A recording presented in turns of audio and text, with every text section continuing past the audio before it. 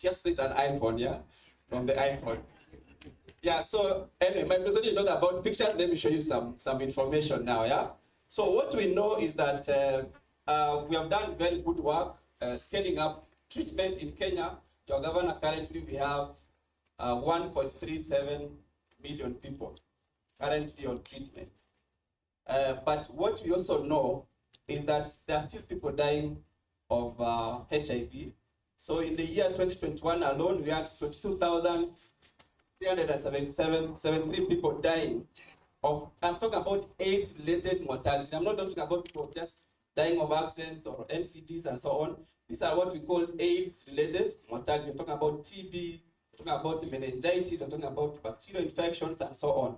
And what we have seen over the last 4 years is that these deaths have kind of plateaued. They are not declining the way we expect them to be declining. So for us to be able to achieve what we call HIV epidemic control, we need to bring down the number of AIDS-related deaths and also bring down the number of HIV new infections.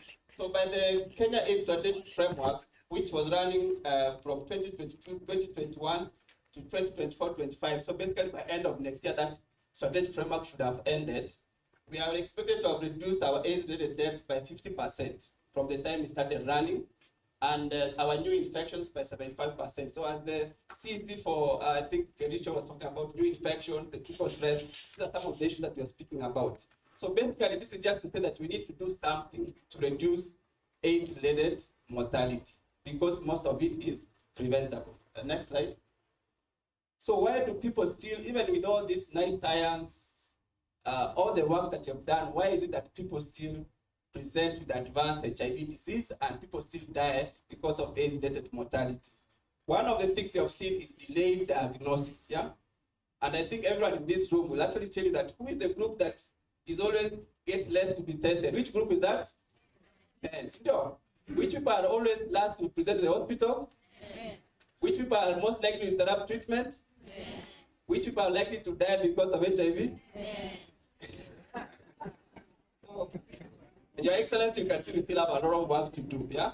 So all this we have done, I mean, the data is just pointing that we need to reach men, we need to reach the younger people and so on. But these are some of the reasons: delayed diagnosis, delayed enrollment on treatment interruptions, and people are just not adhering to their treatment. Next. So how does the World Health Organization define advanced HIV disease? Because I've been speaking about it. So basically, we are saying that any adult, adolescent, or child who's older than 5 years who presents with a test called CD4, which is below 200 cells, is considered to have advanced HIV disease. And I think Dr. Sawe spoke about CD4 and how the HIV infects the cells, how it destroys the CD4. So basically, when you have HIV, the HIV is destroying the CD4, and the more you are not on treatment, the lower is your CD4, and then you have a higher chance of actually dying from HIV-related mortality. So we know that this is not only among new people, but also people returning to care after interrupting treatment, but also people are on treatment, but they are not adhering to that treatment. And then we also see that all children who are below 5 years are also considered to have advanced HIV because the immunity is still very young and not well developed. So when they have HIV, they are likely to progress very fast. But again, a disclaimer there that any child who is more than a year on treatment and is clinically stable is not considered to have advanced HIV disease. So basically, the World Health Organization has come up with what we call a package of care for people who have advanced HIV disease, which is summarized in that slide. So basically it says, one, we have to be able to identify who has advanced HIV disease. And the only way to be able to objectively identify that once we diagnose an opportunistic infection, we need to treat.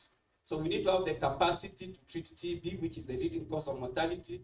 We need to have the capacity to treat Rtwg meningitis, which is another leading cause of mortality. We need to have the capacity to treat bacterial infections, cancers like Kaposi sarcoma, and so on. And finally, of course, we need to be able to initiate ART, because at the end of the day, even if you treat this infection, you have seen what Dr. Sayo was saying, that you cannot be able to achieve viral suppression and rebuild your immunity without being on ART. And for now, we know that there's no cure, so we have to put you on treatment. Next. So basically, these are the three groups of people that we must do as CD4. People are new on treatment, those who are returning to care, and people have treatment failure. Next.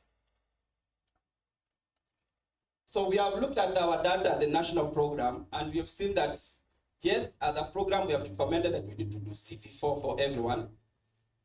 But are we able to do it for everyone? Is that a yes or no? The answer is no, and you can see actually the data is saying the same. So for the people who are new on treatment for the last 1 year, we're only able to do a CD4 for 41%. For the people returning to care, we're only able to do for 10%, and even lower for the people who are treatment failure.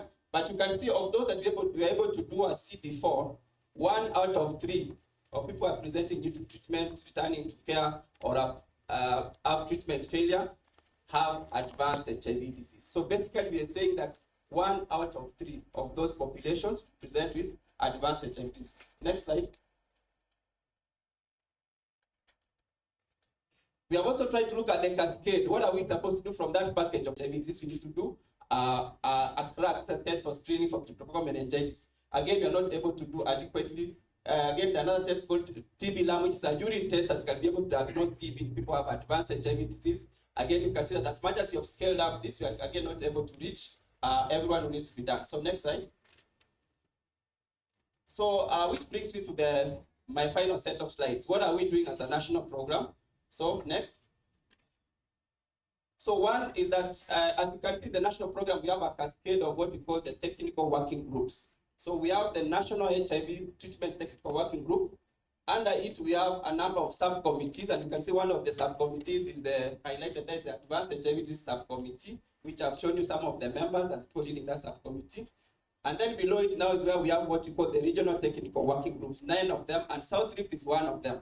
So the role that they're playing, actually, they're supporting the national program to be able to scale up some of the interventions.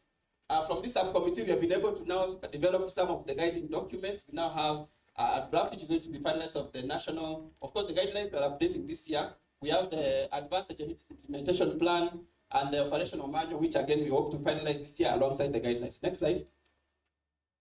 So of course the question is, why are we not able to do a CD4 for everyone? We know that some of the equipment we've had, when we started doing viral load, we basically prioritized viral load, and we kind of deprioritized CD4 testing. But now we are learning that we actually need to be able to strengthen the CD4 platforms in the country. So we can see that some of the obsolete equipment we've had, we now have a plan to replace that.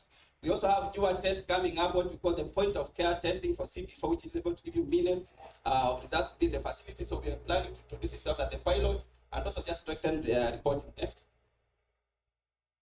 We are also training healthcare workers. We realize that not all our healthcare workers actually know how to manage. We have trained a number through the guidelines training that we did recently. But through the subcommittee, again, we have developed a 3-day sensitization package, which we are going to use now to sensitize some of our healthcare workers to be able to manage. So when you come and you're having that headache, and they think this could be cryptococcal meningitis, that you know what they're supposed to do, what tests are they supposed to perform, and how do they manage you to ensure you actually don't die from that AIDS-related mortality. Next. So in addition, also, of course, and when I saw this, I think Dr. Sawe remembered when we were doing the study around the cryptococcal meningitis, where we are trying to use high-dose fluconazole, yeah? But now the world has moved miles ahead, and now we are talking about use of some of this very effective treatment for cryptococcal meningitis, where we are now using the single dose, liposomal, which is an injectable drug, and another oral drug called cytosine combined fluconazole, and this is available now. We have actually been able to procure through the national program, and it's going to be available. So what it ensures that instead of staying in the hospital for the entire 14 days, you just need one single high dose and maybe a few days for monitoring, and then you're able to release you home. And this is now available. We know that it's more effective, it's less toxic, it needs less monitoring, and of course it keeps the patient in the hospital for less time. So all these molecules are now available, and soon you'll be able to see them in your facilities. Next. So we have also seen that M&D is a problem. We still don't have enough data, so we are really leveraging on our national EMR platforms to be able to get some of the data. And again, this platform is already being developed, and so we'll be able to get the data both at the national program, but also at the facility level. Next. So we have also realized that as we speak about AHD, again, when we talk to most of our clients or the community of people living with HIV, they really don't understand what is advanced HIV disease. Why are we still saying you need a CD4 when you already have a viral load? Yeah. So we have also been able to develop a number of materials that you'll be able to see. IC materials, posters, and also some slides that we use for sensitized clients to be able to know what is AHD, how it is treated, why do I need CD4, what if my CD4 is below 200, what do I need to do, and so on. Next slide. And then finally, this is really my last 2 or 3 slides. So really now, one of the things you have seen is that today, Your Excellency, for example, you had a very sick patient with HIV in your county who is coming up with maybe TB meningitis or cryptococcal meningitis. They are very sick, they are very dehydrated, they are having all kinds of complications. Not many facilities really have the capacity to manage those patients and people that reduce mortality. So one of the things that we want to do is just to have clinical expertise, trained clinicians, just to have availability of drugs, just to be able to do laboratory capacity monitoring, and also capacity monitoring of the toxicity, and also just being able to have that interreferral pathways. Next slide. So, and this is just the package of services should be offered at that facility. Next slide. And so what we did is that we actually came up with a criteria, and we sensitized a number of, all the counties in Kenya about this criteria. And all the counties went ahead and used a tool to assess the facilities, look at all that criteria, and be able to pick up what are those facilities that they think can be actually be built to have the capacity to what we're calling the centers of excellence. So I've only picked for the South Rift counties for this region, and you can infection. They need to have the diagnostics like CD4, like the TB lam I mentioned, the crack test, and so on. For the counties, we really expect that they're going to continue strengthening the interreferral pathways because they are working capacity building and also the mentorship in partnership with also the regional technical working groups. So what we know is that just providing those drugs and the diagnosis to do, so we're really going to work and really request that the counties really work very closely with us so that when we are starting to really build the capacity of these centers of excellence to be able to reduce the mortality, then you're going to really work very closely to address some of the gaps that we saw in those facilities and be able to have really this as well strengthened, because at the end of the day, they're really our clients, they are our relatives, and they are our people. And we need to ensure that they really get the best services when they need them. Next. And I'll leave you with that very nice quote from Martin Luther King, who was talking about excellence. Yeah, excellence. He said that if you're a sweeper, you sweep until the host of heaven and earth will pause and say, here lived a great street sweeper who did his job well. Excellence, yeah? And I really believe in excellence, and I believe that everyone seated in this room, that part of the reason why we're here, is to be able to do things with excellence. Thank you so much.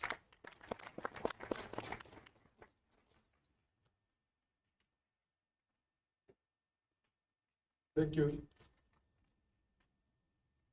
Thank you, Dr. Lazarus. And I know we've been seated for long. I hope your brains are still absorbing. But in a moment, Joy and Lau will be coming here to refresh our minds before we go to the last session. But I want to request a few minutes to donate to Dr. Karen Buru. Are you Dr. Karen Buru from ECPAF? Yes, we want to give Dr. Karen Buru about 5 minutes. Dr. Kangor, please do your job. I think you also slept on your job. So next time we need to reconsider that. So Dr. Karen Buru is representing ECPAF. She'll take us through for about 5 minutes. And then I'll go to the next session before we break for lunch. Karen. Thank you so much. I'm going to take issue with Dr. Kangor behind the tent for making me come between you and lunch. I know I'm not popular right now, but I'll be very quick. And I think a lot has already been said, but I want us to shift our gaze to the pediatric population. One thing I'm really happy about this conference is that children have been mentioned. I was counting 5 times. And then every county gave triple threat as a threat to the county. So with that, I think I can go home. I'm good to go. So quickly, in Kenya, we have about 67,000 children, 0 to 14, who are living with HIV. We also have about 200,000 adolescents and young people living with HIV, and the 15 to 24 age group contribute 41% of the new infections in this country. In 2022, we had about 4,500 new infections among children in Kenya. Our MTCT rate is still high at 8.6%, and our death due to AIDS-related causes in children is high, with about 2,300 children dying in the year 2020. 2022. Now, I'll quickly just have us glance at this cascade of care. When we say 95, 95, 95, we are saying that we are able to identify 95% of the people living with HIV. We're able to link those to treatment and have 95% of those on treatment virally suppressed. For the adult population, you can see how we are doing. Let me start with adults right here. So they have achieved the first two 95s at 95% identification and linkage to treatment, but close to 95 for the viral suppression. But look at our children, we are still below. We have 85% who have been identified, 85% who have been linked to treatment, and only 74% who have suppressed virus. Now, what's unique about children and adolescents really? Like we've seen, they are harder to identify. They do have higher rates of treatment, non-adherence, and poorer HIV outcomes. They are at higher risk of advanced HIV, just like Dr. Lazarus has highlighted. They are also at higher risk of other adverse health outcomes, including malnutrition, TB, mental ill health, and even developmental disorders, and I'll give special mention to that. They are exposed to stigma and discrimination and social isolation, especially those who are learners in schools. We talked about the triple threat, exposure to early pregnancy and GBV. For those who are not HIV infected, also high rates of new infections. Now, children who are born with HIV are a special group of people. The effects of HIV on their body gives a long-term effect later, what we call legacy effects, across certain areas of their body. For example, the brain, and then the ongoing inflammation due to HIV puts them at risk as they grow older to heart disease, cardiovascular disease, including stroke, and what have you. So this is a population I even had to slow down there that we must pay attention to. So they also have unique sexual and reproductive health needs. Next. So my short presentation was around when we are thinking about integration of models of care or integrated services for the HIV population, let's think also about children. But we must approach it knowing that the integrated models of care that we will adopt must address the unique needs of children and adolescents who are living with HIV for us to improve and maintain gains towards HIV control. If you remember the 95, 95, 95 graph that we had earlier, sometimes sit back and reflect and ask yourself, why are children behind? It means there's something in programming we are not doing, or we are doing but we could do better, or we haven't really found out. So we really have to think about the pediatric and adolescent population in a very special and specific way. Next slide, please. UHC is the umbrella under which we'll integrate all our services, and even in the context of HIV. Dr. Barbara really defined what universal health coverage means, but really going straight into integration of health services in the context of HIV, to end the HIV epidemic, we will need to rely on integrating HIV programming with primary healthcare platforms. It is within primary healthcare that our clients in care who are children and adolescents can access the services they need in a timely way, in one setting, and also in a way that is acceptable to them. Integrated services, even in the context of HIV, have been found to reduce stigma in some adult populations, but also to increase adherence to treatment. So we hope this is something that will also be seen within the pediatric population. So through integration of services, we anticipate to see an improvement of access to key child and adolescent health services, even in the face of limited health workforce. But we must make efforts to improve our primary healthcare platforms to address the unique needs for children and adolescents. And we also must remember to integrate our community health systems. It is through our community health strategy that we can bring mothers for ANC care. It is when they come that you can test them for HIV and link them to treatment or prevention. It is through the community strategy that we can provide that adherence support. Those who write work plans for their programs, we are always saying, what is it as no champions? But then how can we really use the structures that we have available to still maintain those services for our children and adolescents?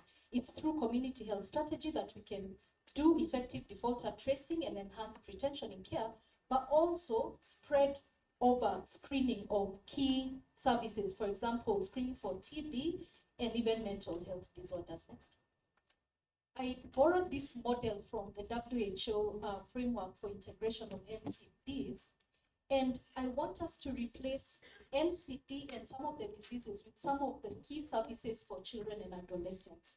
And this framework really provides an integrated approach to the continuum of care, all the way from prevention, diagnosis, treatment, rehabilitation, and community care throughout the whole continuum. And I do believe that this same framework can be utilized for a pediatric population. And the services that we could think around integrating for this population include nutrition services, vaccination, developmental assessment, which is key also for the pediatric population with HIV, mental health, sexual reproductive health, as well as respiratory health.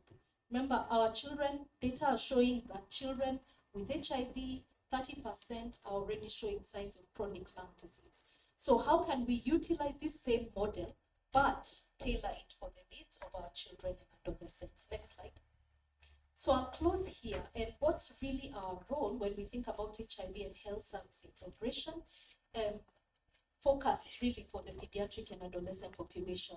We must have ownership. We must have dedicated leadership and policies. The fact that children were mentioned 5 times and the triple threat affecting adolescents and girls was also mentioned shows our commitment towards the leadership. And policy. We must have strategic investment and planning for service models that are responsive to children and adults, to our county governments. We still have a population who have not achieved epidemic control. We still have a population who are not yet at the 95 targets. And we cannot just let them go, assuming the best for them. So we still, even as donors, have to prioritize this population, even as we transition them to our government. As governments, as county governments, we have to think about ring fencing resources, specifically for children and adolescents living with HIV. We need to fundraise or build resources for local implementation, and I loved hearing about FIF and some of the impact that it has at facility level. We need to have a well-trained workforce to provide responsive health services. If a child is coming to the hospital, to the MCH, the workforce that they encounter there should be able to also address their health needs for HIV. There's a special need for linkage to social protections when it comes to children and adolescents, and that includes linkage to the child services, OVC partners, and local administration, and to leverage and strengthen our community strategy, which will be very key for the continuum of care into the community. And certainly strategic stakeholder engagement. Thinking of our learners in schools, we have to engage the Ministry of Education even as we integrate health services as well as faith communities. And why we are all here today, to document and share best practices. We have very little data around integration of health services for children living with HIV. I'm hopeful that in this platform, we'll be able to learn some of the best practices that are already being adopted and implemented in our counties. And I close with the theme of the conference.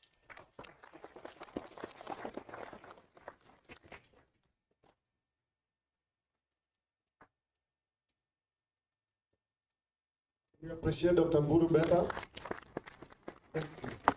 She has made a very passionate appeal for children and adolescents and young people. And I think we've forgotten them in our programming for a long time. So I think sometime that as counties, when we are budgeting, we must have a budget like for children and young people.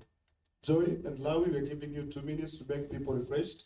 As Jack is coming, so that he can coordinate the next session before break for lunch.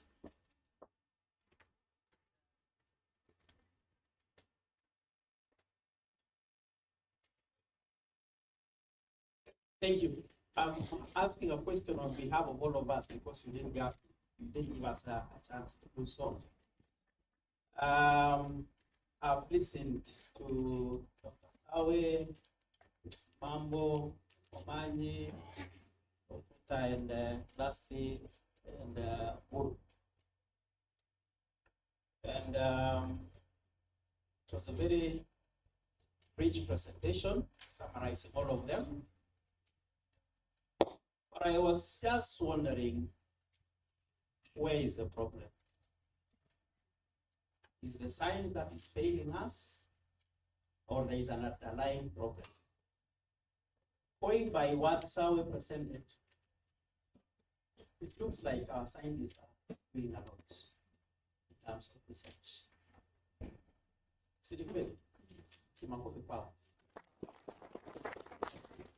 But from the statistics, the numbers are not declining. In terms of new infections, when it comes to deaths, we are not also doing very well. Yet we have all these advanced research that has taken place and innovations that have come into being. So my question to all of us, where is the problem? And the reason why I'm asking that, there was a question that was asked by Omani. And I think you're a bit unfair to us men. And the people who are very loud were ladies. Now, I'm asking myself, so where is the problem? Is it us men? Is it women? Okay, that is one. The people who are presented here are more technical in their presentations. Some of us got lost in the course of your presentations, but I don't want to bother. I'm asking myself, where is my place as a social scientist? Because you are talking of integrating, of which maybe tomorrow presentation will be done, so that I can see my role as a social scientist. Because personally, where I think the problem lies is not in research, it's not in the scientists, it's not even in health workers. Probably our issue is more social than science.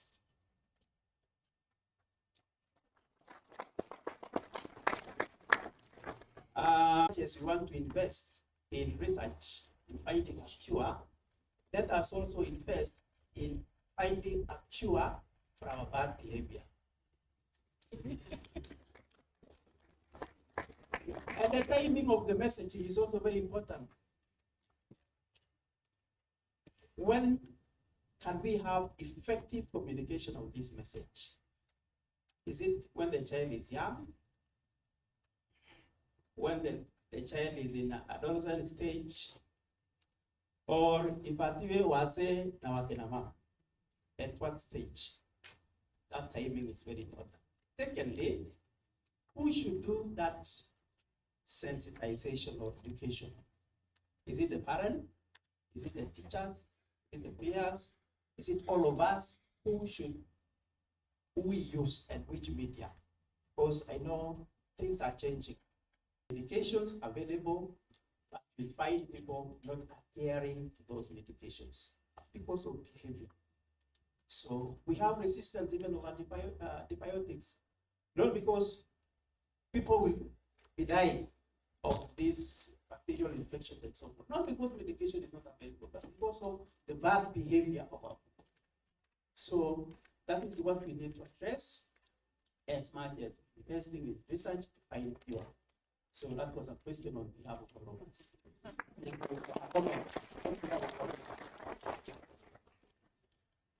And Prof. Kimayo will answer the government for me. Students, I was taught that senior scholar speaks, then another scholar will answer. So whether the minutes with Dr. Maribeth Marichi, 1 minute, Prof. Kimayo and Maribeth, 1 minute. So Prof, ask all the answers.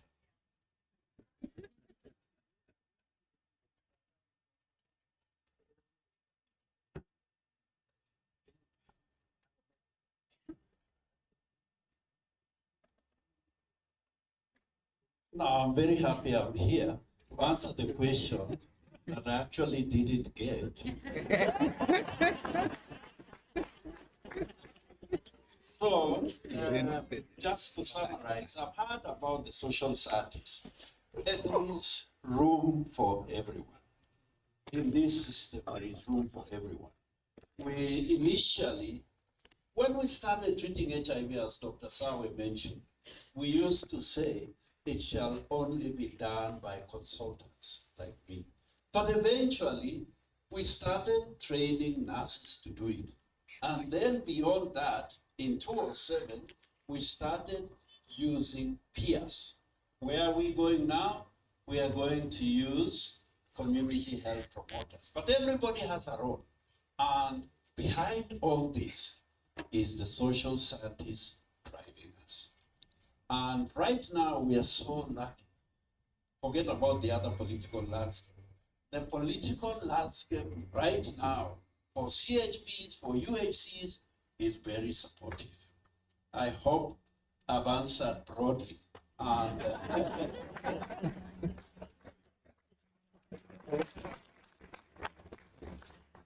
I think that was too difficult for Dr. Kibet to answer. Because if you attempted, probably a sacking letter will be following. Why are you not doing them in domains? So thank you so much, Doc. Shortly, it's lunchtime, but I know it's past lunchtime. I'm requested that all the scientific team members, as I talk Osoti, I'll request around 4 seats here. I'll be asking the governor to start seats after the 4 chairs shall operate. I'm calling names. Once you hear your name, please just take in front. So, Daniel Wandina, please. As I do this, I'll ask CDC, like Kipia, you help me hand over the certificates to the scientific committee members. Can push them in front of it. So this is the team that made this possible, and it is an honor to make sure that they get the first awards. So karibu sana waziri. So Madina.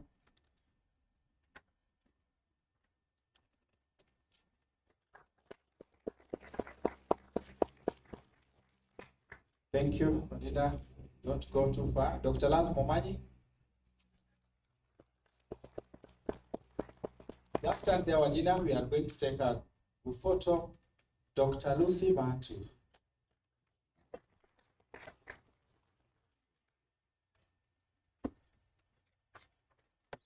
Lucy, you know Lucy well, Waziri. Very tough lady. Actually shocked how they hugged with Dr. Sawe. I thought I knew Sawe alone. Could Lucy know Sawe more? Stephen Kopich, Casco moment. Let's run very fast. Rachel Kiuna, follow closely.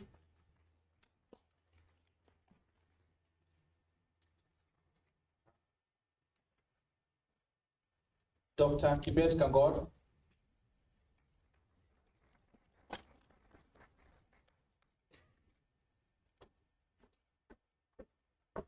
Rashid Asman.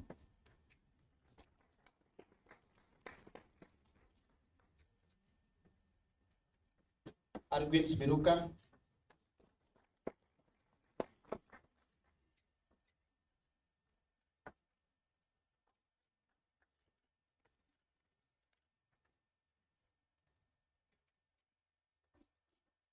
Well done, Kirui. Dr. Weldon Kirui. Let's clap for Dr. Weldon Kirui.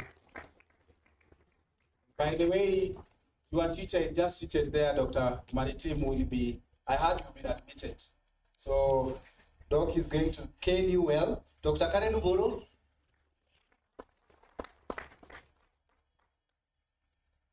Yeah, almost done. Teddy Alenga. Should be followed closely like Eliza Wambui. Many of you not to follow.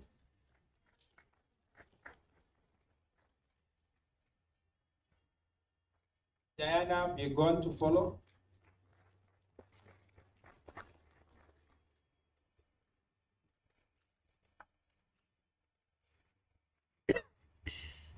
And finally, none other than Dr. Nora Chala.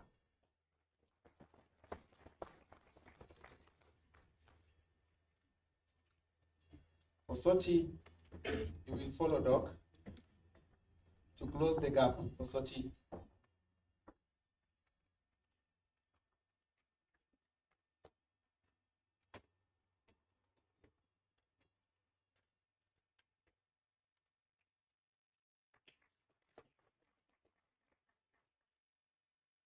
Last one to Osoti. So, thank you. So as they don't sit yet, I request you, Your Excellency, that these are the seats for the scientific conference. I know your office has better ones, but just with your permission, allow us to have you here. And the two C's, the three CCs, Brenda, Honorable Brenda, Sitonik, you, and Honorable Albert. We will be aligning just behind the governor. And maybe you can need a plaque. Yes, so the scientific team, please.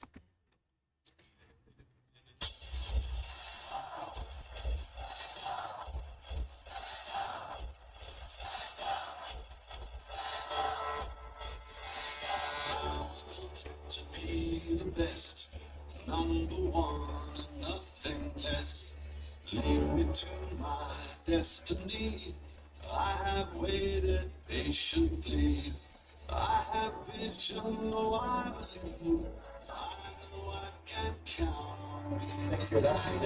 Thank you so much. Let's give them a good clap.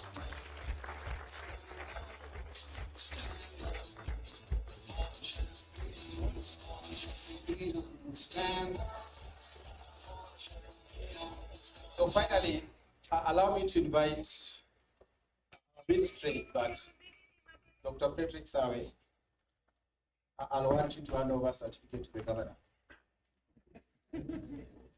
We always want to remind the governor that among the certificates maybe for future interviews, we'll be presenting the certificate that I don't want to touch it. That it's only Dr. Sawe who has the power to give it to you. So let us appreciate the governor as we receive the award.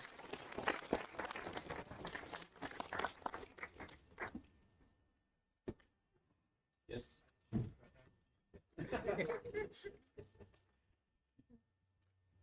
So that is the award opening our gate. Thank you so much, Your Excellency the Governor. I request that you just take your seat again in a short while. We'll be having another photo session. Karibu. Remind, I'm not about to retire and Oh.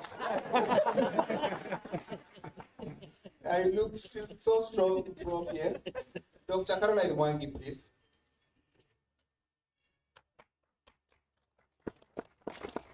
Dr. Sitonik. Dr. Sitonik, these are your guests. Kindly step forward and award the rest of the certificates.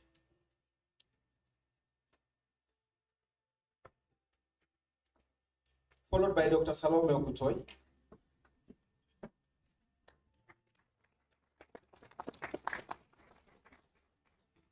Momani, today you are going to get several awards. Why? But there's another one for you, please.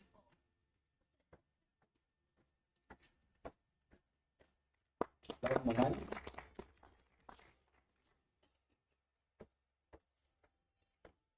Dr. Frederick Sawe, we are pleased to also give you a certificate. I request that you don't go too far. Let's stand somewhere here. We are taking a group photo with the governor. Barbara Mapo from WHO.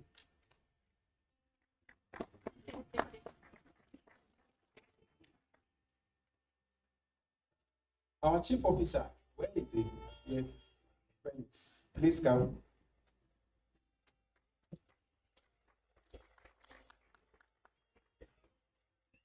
I can't see the chair of the health committee. Maybe he has stepped out.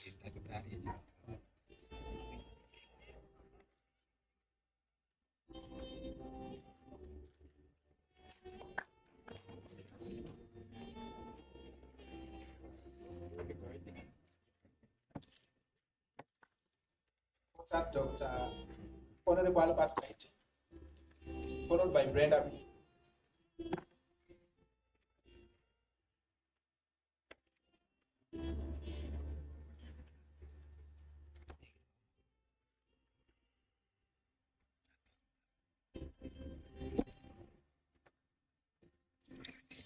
Jonah Maswai.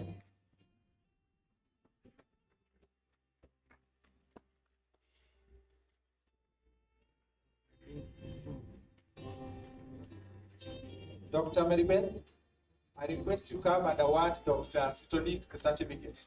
He can't award himself, surprisingly. Yes.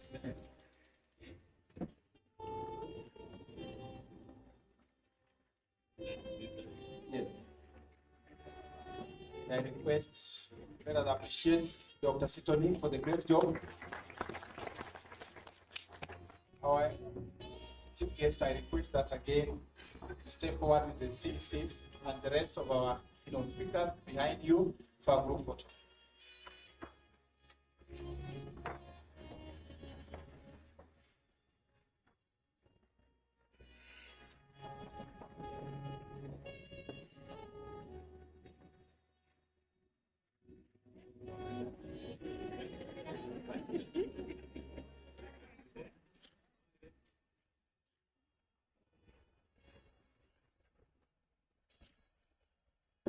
Great, great, great. Thank you so much. So our last award, we want to appreciate the USAID and the DoD agencies for supporting the implementing partners. I will be asking the chair of the Council of Cascos to come and give this award. It is from the Secretariat.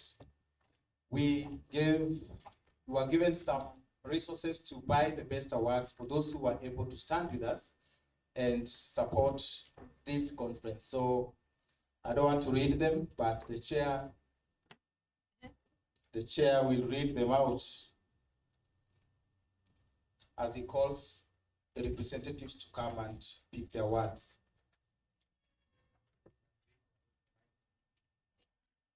Okay, this award goes to ECPA for the strong partnership. ECPA. So Dr. Buru is here.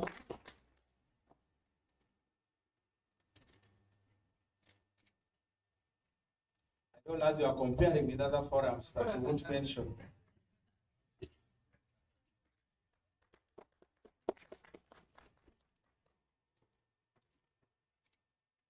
This award goes to USA Tujenge Jamii. Dr. Kipeka.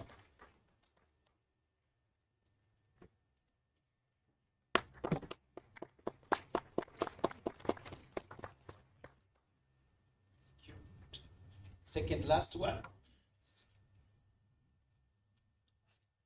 Okay, this award goes to the County Government of Bomet, Department of Health Services, for the strong partnership. So Dr. Sitoli.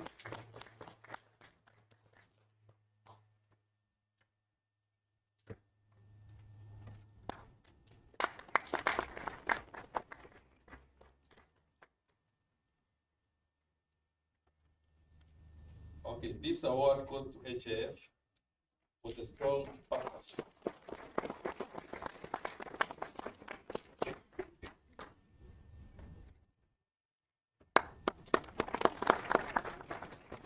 Thank you, Dr. Isaac, and as the chair sits, Governor, the last call. The good news, you are a servant of the people, so you never get tired. Please take your seat. And I invite Chair of the Cascos, Dr. Kipeka, EGPAF. Please come with your trophies and awards and a line here. I've seen Dr. Isaac has handed over to the PA, but it will take to be handed over.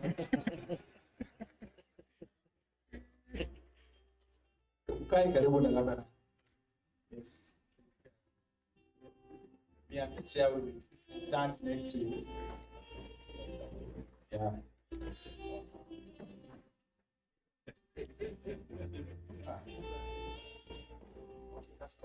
Chair, you can sit. Give them a clap.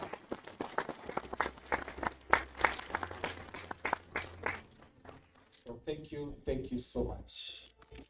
Thank you for those awards. And, you're breaking for lunch at home. And Professor Kimayo wants us.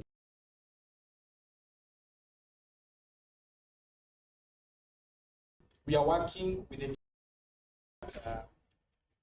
we do the necessary rearrangements for the breakout rooms. Other awards will be given as we reconverge again, probably after the breakout sessions. So last call, how are we going about our lunch? Refer to the court. Refer to the court. And I know there are a number of us who may not have the court. The security officers who accompany the governor and the MCA who is here in charge of the agriculture committee, they will follow the governor. So mine is red. So if you are red, really it is